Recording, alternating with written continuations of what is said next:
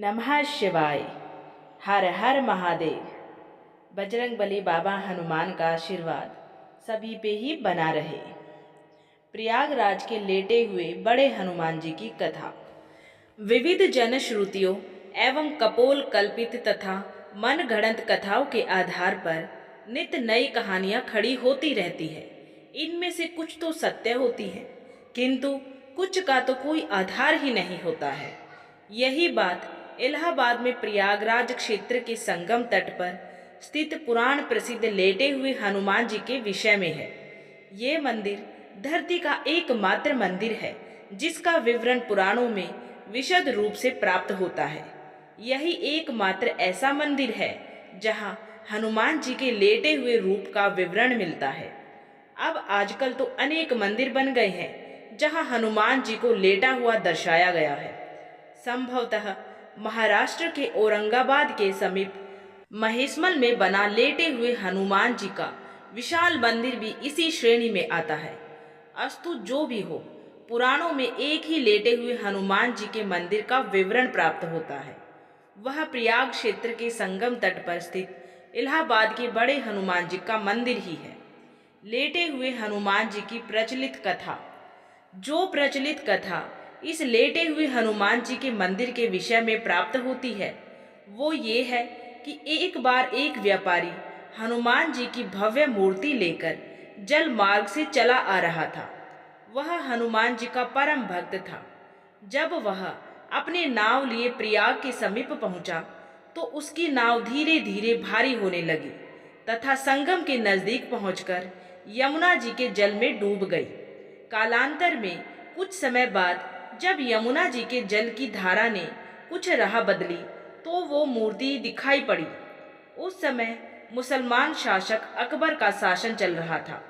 उसने हिंदुओं का दिल जीतने तथा अंदर से इस इच्छा से कि यदि वास्तव में हनुमान जी इतने प्रभावशाली हैं तो वो मेरी रक्षा करेंगे, ये सोचकर उनकी स्थापना अपने किले के समीप ही करवा दी। किंतु ये निराधार ही लगता है, क्योंकि पुराणों की रचना वेद व्यास ने की थी जिनका काल द्वापर युग में आता है। इसके विपरीत अकबर का शासन 14वीं शताब्दी में आता है। अकबर के शासन के बहुत पहले पुराणों की रचना हो चुकी थी। अतः ये कथा अवश्य ही कपोल कल्पित, मन घड़ंत या एक समुदाय विशेष के तुष्टीकरण का मायावी जाल ही हो सकता है। जो सबसे ज्यादा तार्किक, प्रामाणिक एवं प्रासंगिक कथा इसके विषय में जनश्रुतियों के आधार पर प्राप्त होती है वो ये है कि रामावतार में अर्थात त्रेता युग में जब हनुमान जी अपने गुरु सूर्य देव से अपनी शिक्षा दीक्षा पूरी करके विदा होते समय गुरु दक्षिणा की बात चली। भगवान सूर्य ने हनुमान जी से कहा कि जब समय आएगा तो वे दक्षिणा मांग लेंगे। हनुमान जी मान गए, किंतु फिर भी तत्काल में हनुमान जी के बहुत जोर देने पर भगवान सूर्य देव ने कहा कि मेरे वंश में अवतरित अयोध्या के राजा दशरथ के पुत्र राम अपने भाई लक्ष्मण एवं पत्नी सीता के साथ प्रारब्ध के भोग के कारण वनवास को प्राप्त हुए हैं। वन में उन्हें कोई कठिनाई ना हो या कोई राक्षस उनको कष्ट ना पहुंचाए, इसका ध्यान रखना है। सूर्यदेव की बात सुनकर हनुमान जी अयोध्या की तरफ प्रस्थान हो गए। भगवान ने सोचा कि यदि हनुमान ही सब राक्षसों का संहार कर डालेंगे तो मेरे अवतार का उद्देश्य समाप्त हो जाएगा।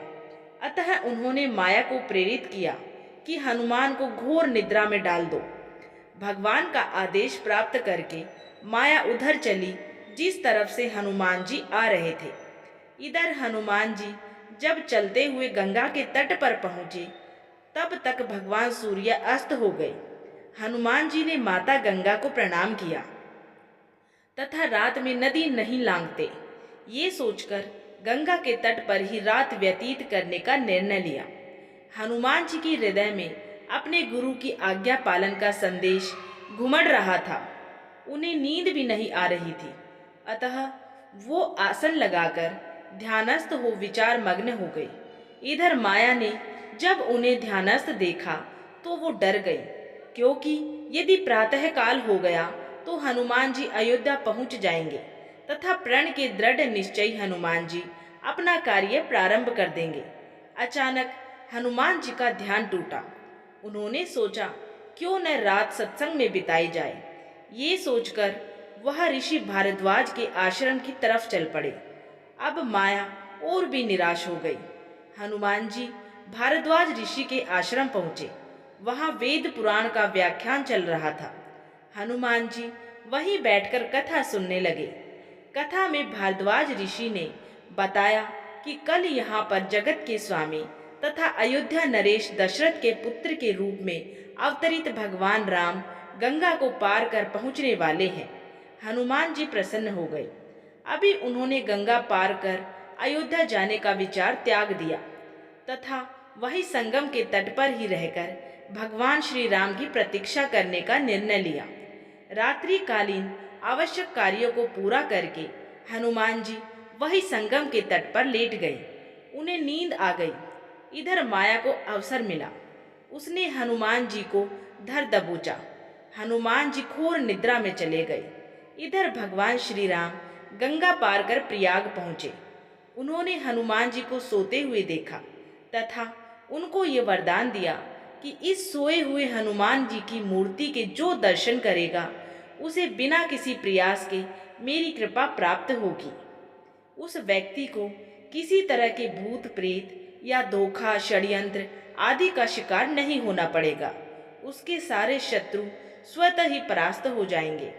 इस तरह हनुमान जी को अमोघ वरदान देकर भगवान श्री राम भारद्वाज ऋषि के आश्रम तथा अक्षय वट का दर्शन करते हुए आगे बढ़ गए।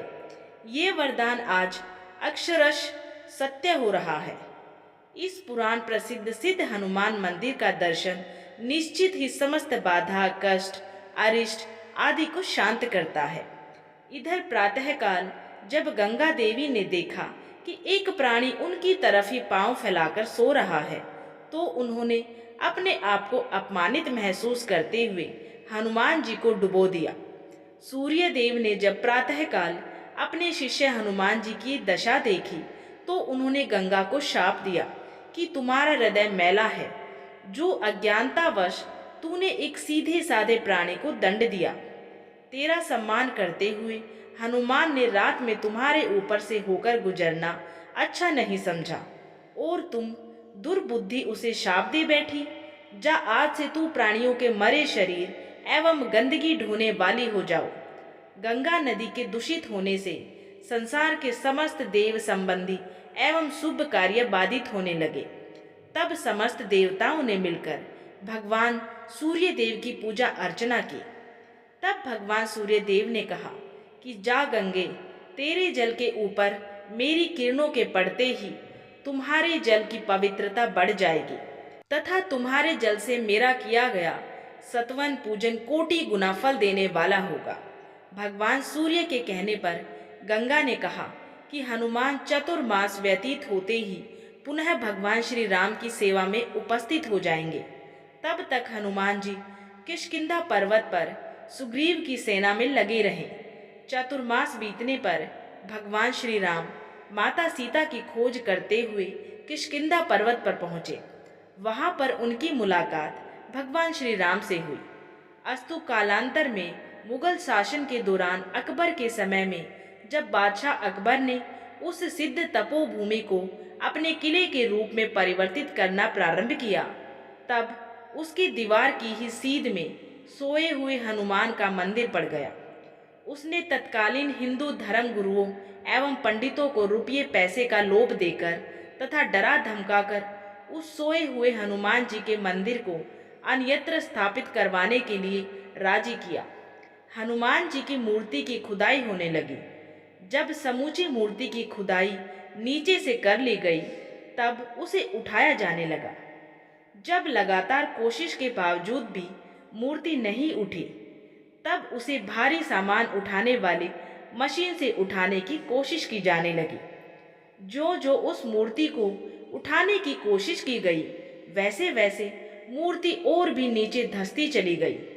अंत में डर कर अकबर ने उस मंदिर को हटवाने का काम बंद करा दिया तथा डर के मारे उसने हनुमान जी की बड़ी पूजा आराधना की। आज भी उसके उतने बड़े भव्य किले की दीवार हनुमान जी के मंदिर की तरफ टेढ़ी ही है।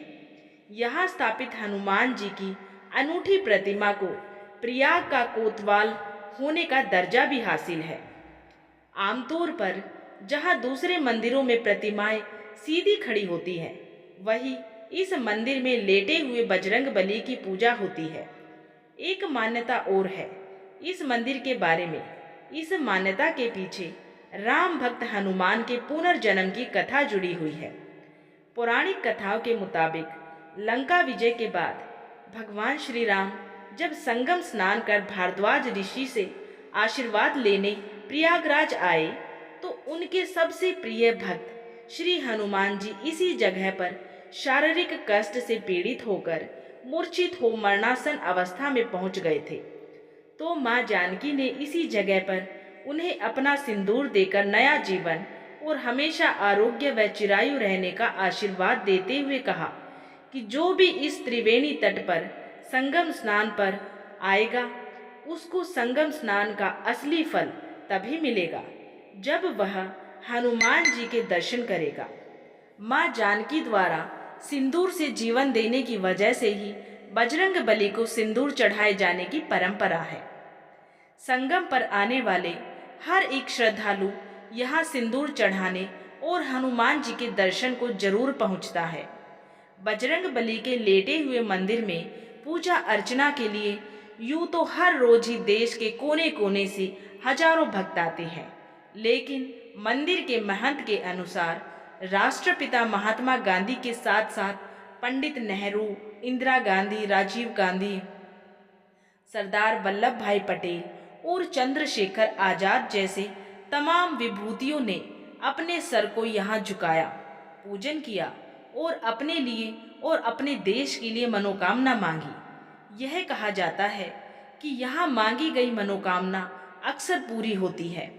आरोग्य व अन्य कामनाओं के पूरा होने पर हर मंगलवार और शनिवार को यहाँ मन्नत पूरी होने का झंडा निशान चढ़ने के लिए लोग जुलूस की शक्ल में गाजे बाजे के साथ आते हैं। मंदिर में कदम रखते ही श्रद्धालुओं को अजीब सी सुखद अनुभूति होती है। भक्तों का मानना है कि ऐसी प्रतिमा पूरे विश्व में कहीं भी मौजूद नहीं है। इलाहाबाद में संगम के निकट स्थित ये मंदिर उत्तर भारत के मंदिरों में अद्वितीय है। मंदिर में हनुमान की विशाल मूर्ति आराम की मुद्रा में स्थापित है। यद्यपि यह एक छोटा मंदिर है, फिर भी प्रतिदिन सैकड़ों की तादाद में भक्तगण यहाँ पे आते हैं।